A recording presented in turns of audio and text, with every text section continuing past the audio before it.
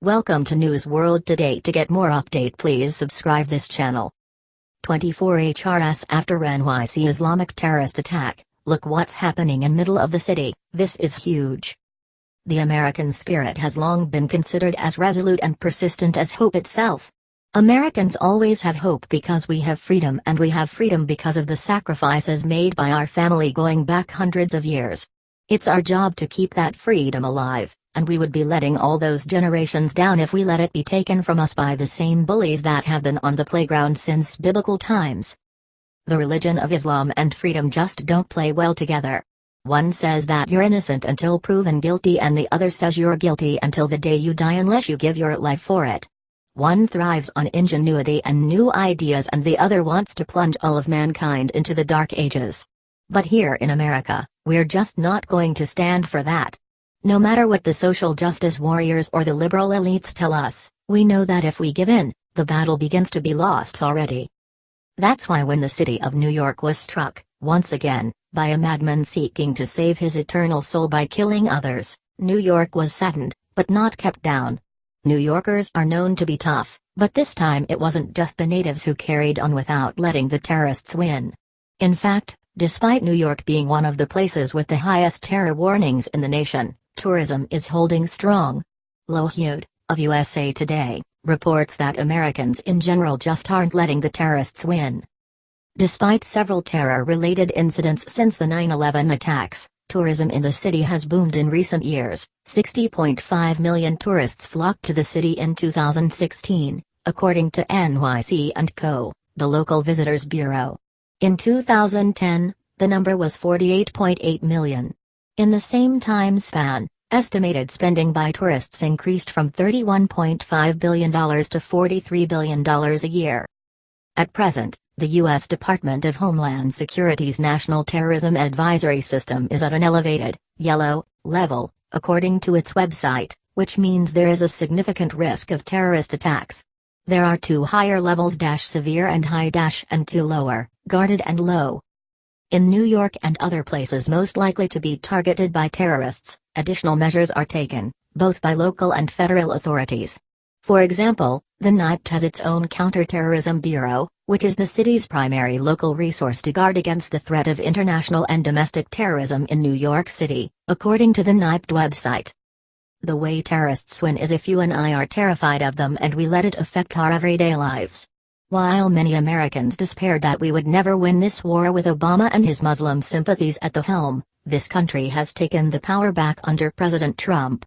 Not only has President Trump promised to deal with terrorists, his travel ban has already taken huge strides to keeping future attackers out of our country.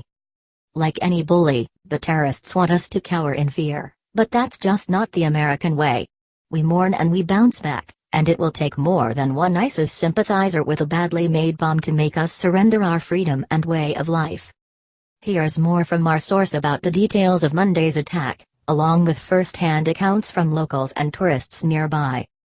The holiday season in New York City came to a temporary halt at the height of the Monday morning rush hour after an attempted terrorist attack in a subway pathway below the Port Authority bus terminal.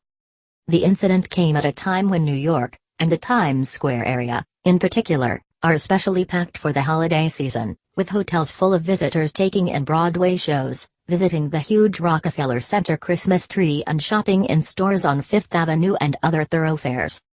Holiday tourists joined thousands of commuters fleeing in terror from subway lines and nearby streets in and around the terminal, at 41st Street between 8th and 9th Avenues. By mid-afternoon, as the city returned to its normal hectic rhythms, Bryant Park, an increasingly popular holiday destination for its skating rink and pop-up shops, was filled with tourists. Betsy Bright, who was visiting from Nashville, was unperturbed as she stopped by the park after a day spent at city attractions. "We went to see the Rockettes and, after that, we went to Grand Central Station, and now we're here at Bryant Park, and it's been a lovely day with no issues," Bright said. "I feel absolutely safe here with all the police officers." When asked if law enforcement officers carrying large guns made her feel anxious or uneasy, Bright said, "Those don't bother us either because we're from the South." The blast set off around 7:30 a.m. in a subway pathway below the terminal, injured 4 people, including the suspected bomber, Okadala, 27. New York City Fire Commissioner Daniel Negro said the 3 other injuries included headaches and ringing in the ears. German visitor Dietrich Goettingen said Monday morning he was impressed by the speed and extent of the law enforcement response as he watched the scene from the sidewalk at 45th Street, and that he continued to feel safe in the city. "We heard all the noise of the police cars from our hotel and now we find this. I have never seen anything like it," he said. Allah, who was wearing explosives strapped to his body, was swiftly arrested. Investigators said it was not yet clear if the bomb was intentionally detonated or if it went off prematurely. He was taken to Bellevue Hospital for treatment of burns. After the initial incident cleared, commuters continued to pass by the scene and go about their business as police, firefighters, and ambulances crowded the area. It's New York City.